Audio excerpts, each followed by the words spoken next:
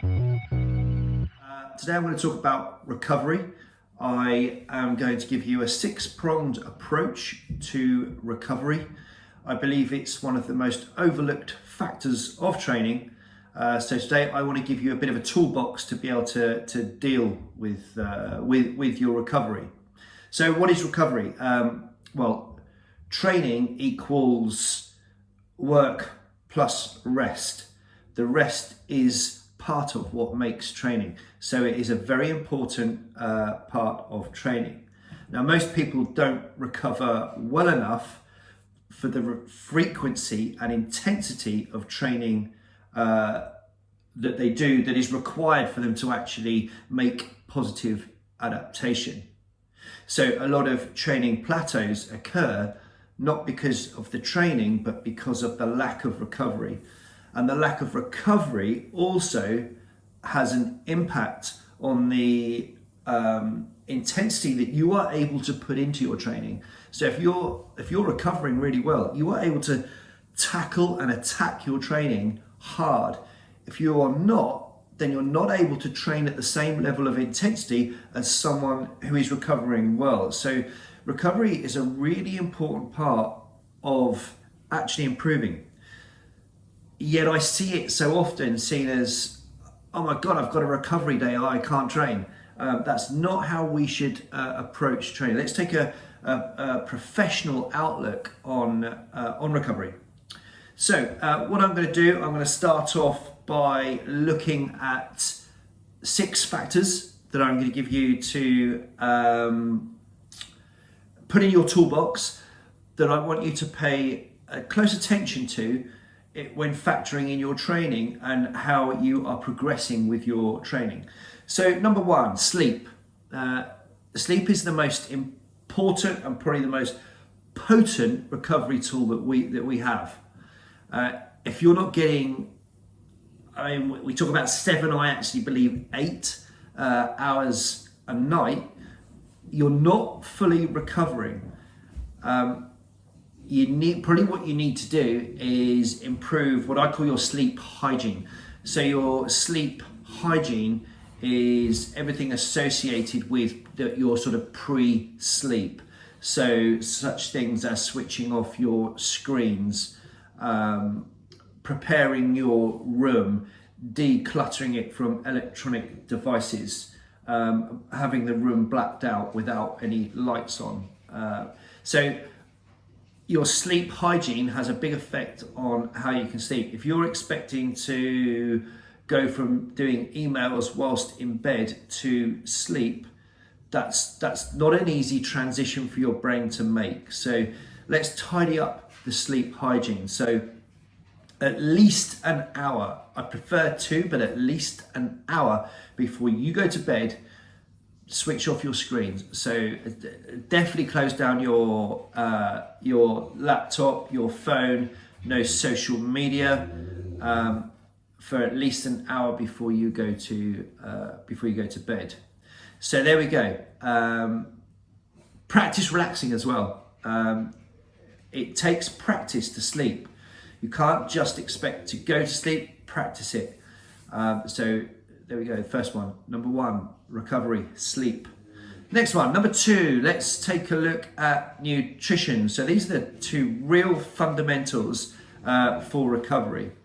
So with nutrition, you need to be eating protein with every meal. That's high quality protein with every meal. And you need to be eating 4 to 5 fists of vegetables every day. So 4 to 5 fists of vegetables and protein with every meal. Now, an easy way to remember this is, guys, 2 palms of protein with every meal. Ladies, 1 palm size serving of high quality protein with every meal. Eat 4 to 5 fists size servings of vegetables every day. Eat a balanced diet and make sure that you are eating fats as well with some of your meals. And you can do this in a thumb-sized serving of fats with most of your meals. 1 thumb size for ladies and 2 thumbs for guys. Right, number 3, everything is connected.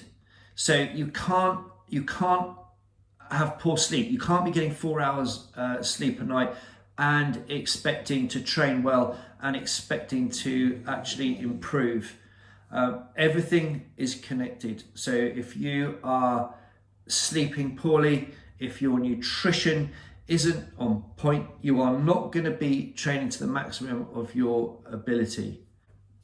Number 4, balance your books. So I've used a number of different analogies for how you balance your books when it comes to training and recovery. I've used the analogy of a mobile phone, that if you don't recharge it overnight and then you check it in the morning, it's got 37% battery life yet left for the day, you know it's not going to last the day. So that's one way of looking at it. I have a slightly more detailed way of looking at it, using the analogy of a recovery bank. So we're using the analogy of a bank account that we've got to keep balanced out for your training and your recovery. Now, so what we're trying to do here, we're trying to balance out our debits and our credits. So if we look at the things that we can do for recovery, they would be such things as sleep. And what I'm going to do is I'm just going to score each thing for you. So if we get 7 hours of sleep a night, we score a 7. If we get 8 hours, we score an 8. If we get 10, we get 10, and so on.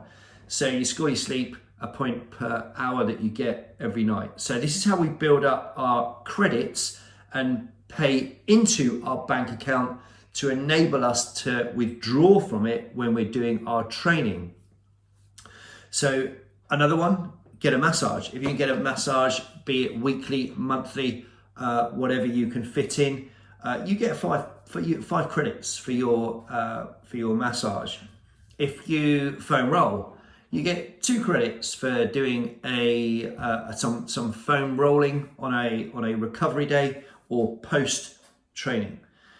If you go for a walk, let's say it's a half-hour walk, it's a 40-minute walk, or you're doing your 10,000 steps a day, then again you are scoring credits to go into your bank account. So that can be sort of five credits for a 40-minute walk.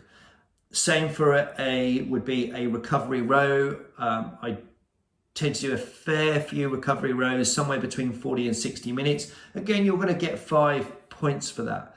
So anything basically that we do for recovery, we could put a cold shower or contrast bathing in there too as well. That would again score you points in credit. Now let's look at the debits. So the debits, every time you train, you're going to you're going to go -10. So let's say that you train 5 times a week, and that's 5 times 10. So you already you've withdrawn 50 credits from your account. Now again, another one that has to be factored into your debits, what takes out of this side of your account, would also be stress levels. So if your stress levels are higher than normal, and you should know that if they are, then again you can probably say across a week, if you have a stressful week, you can put 30 debit points in there. So let's say that we've taken the 50 out for the 5 sessions a week and also added on another 30 for a stressful week. We're already sat at 80. Now, how do we pay back? So how do we balance this book out? So we balance it out by getting 7, let's say we do 7 hours sleep a night across the week. There we go, that's 49 credits. We're still in debit here. We're still in the red, so we've got to pay more in. Don't want to catch myself out with the maths too much here. So that means that we've got to do we've got to get some foam rolling in. We've got to go for a walk every day. to try and balance out these books. And I hope this analogy makes sense to you. It's a really good way of looking at it. Every time you train, you're withdrawing 10 credits. Every time you pay back in, if your sleep is 8 hours, you get 8 points for it. If you do a massage, you get 5 points for it. If you go for a long walk for 40 minutes to an hour, you get 5 points. Same for a recovery row. So that's how you balance out your books. It's a great way of looking at recovery. So that is number 4, balancing out your training account. Next one, number 5. So I got this one from Dan John. FOMO, fear of missing out. So when people have recovery days, they often have this fear of missing out. This never used to exist until social media came along, and now there seems to be this fear of missing out, seeing other people train, doing what they're doing. This just ingrained fear that, oh my God, this is my recovery day, not my training day. I can see people doing whatever it is that is your training bag. Fear of missing out. Like, don't have it. Like, you are getting better, not when you're training. You're getting better when you are recovering. Number 6, intelligence and balanced training. So you need to make sure that you are following a program that is not completely randomized. Randomized training, or training off the cuff, or training on feel, I think people definitely leads to overtraining, because people forget easily what they did the day before and see something else that they want to do. I think you should follow a periodized plan, a plan that has intelligent and logical progressions, and that has built-in recovery days. The other thing, if you train off the cuff, you tend to not take those recovery days. Training days should be planned, and they should be part of any good and well-structured program. Split training days. So if you are doing, let's say you're doing squat and press on one day, then the next day you can hinge and pull, and then you can take a recovery day. Okay, so split your training days. Work different movement patterns that allows those body parts to have a bit of a rest on the next day. So split your training up. Split your training to medium or light, medium, and heavy training days. There is no need to go pedal to the metal every day. That's not how any good athlete trains.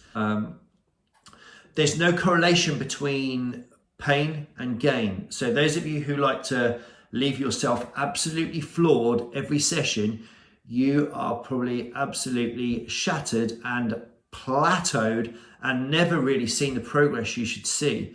There is no correlation between hurting loads and that meaning that you are getting better. Evidence, in fact, points to completely the opposite in this.